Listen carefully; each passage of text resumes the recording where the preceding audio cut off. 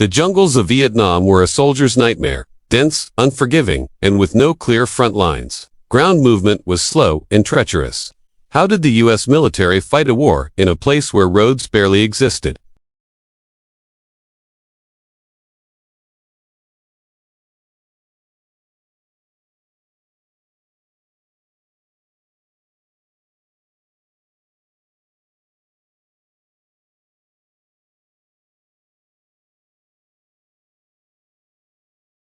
They became the cavalry, the supply trucks, the ambulances, and the artillery of the sky.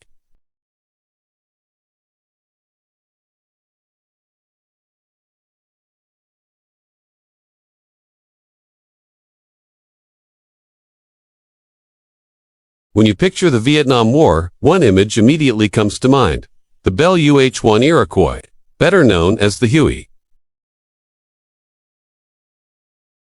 First deployed in 1962, the Huey was the workhorse, the backbone, the very symbol of American hermability.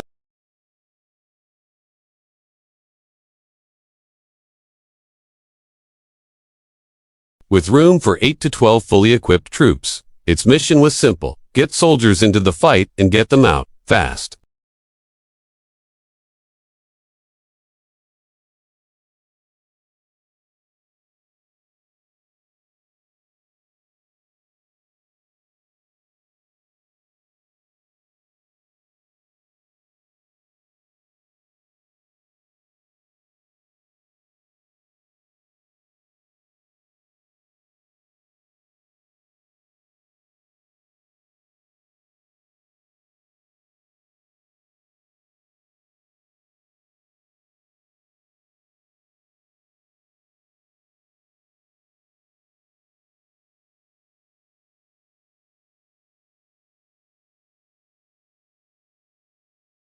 The medevac Hueys, marked with a red cross, revolutionized battlefield medicine.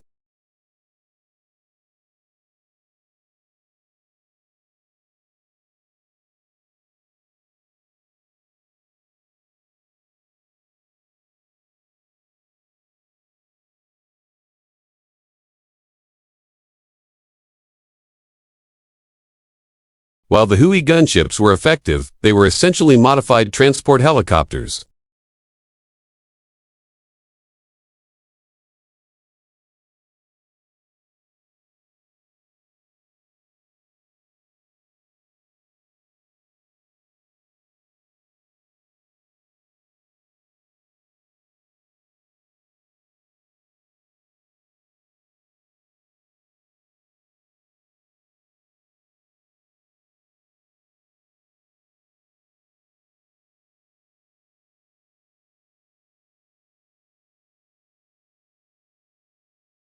It escorted troop transports, provided close air support for soldiers on the ground, and actively sought out and destroyed enemy positions.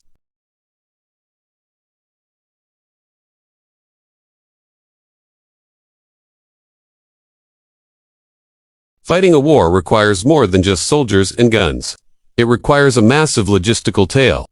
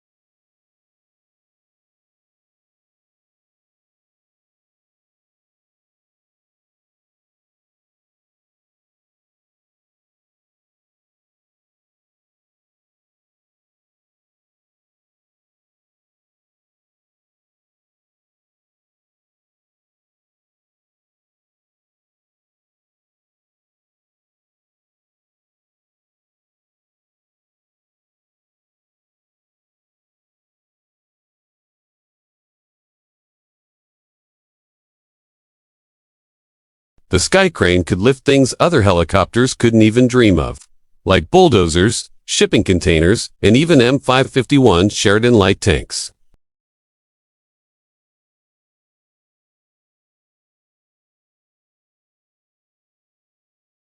The Skycrane was the ultimate logistical problem solver in a war defined by logistical challenges.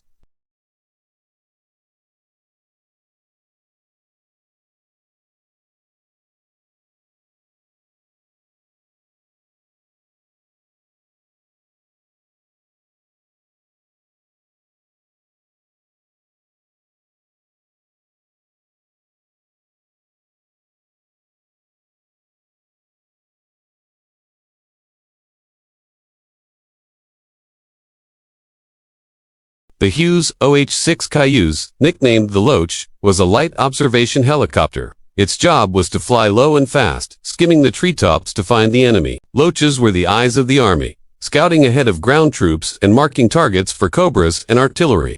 They often flew in hunter-killer teams, with a Loach drawing enemy fire to reveal their position, and a Cobra flying high above to swoop in and destroy the target. It was incredibly dangerous work, and the Loach pilots were known for their exceptional skill and bravery.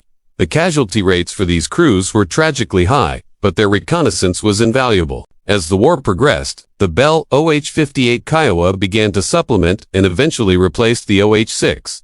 It served a similar scout and observation role, flying daring missions to spot for artillery and guide attack aircraft. But what happened when a pilot was shot down behind enemy lines? This was the mission of the combat search and rescue teams, and their helicopters were legends in their own right. The Sikorsky HH-3, affectionately known as the Jolly Green Giant, was a flying fortress designed for one mission, to save lives. These large helicopters were heavily armed and equipped with an aerial refueling probe, allowing them to fly deep into enemy territory on long, perilous rescue missions. They were later joined by the even larger and more powerful HH-53, the Super Jolly Green Giant. The crews of these helicopters were renowned for their courage, often flying into a hail of gunfire to hoist downed airmen to safety. Their motto was that others may live, and they lived up to it time and time again, saving hundreds of pilots from certain death or capture. Even older helicopters played a part, especially in the early years. The Sikorsky H-34, Choctaw, a piston-engine machine, was a primary troop transport for the U.S. Marine Corps before the Huey became widespread.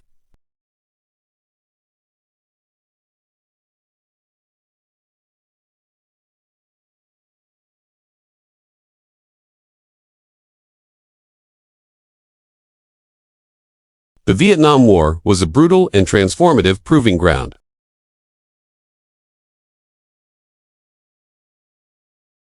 They gave us forces unparalleled mobility, firepower, and life-saving support in one of the most difficult environments on Earth. The lessons learned in the skies over Vietnam about airmobile tactics. The need for dedicated attack helicopters.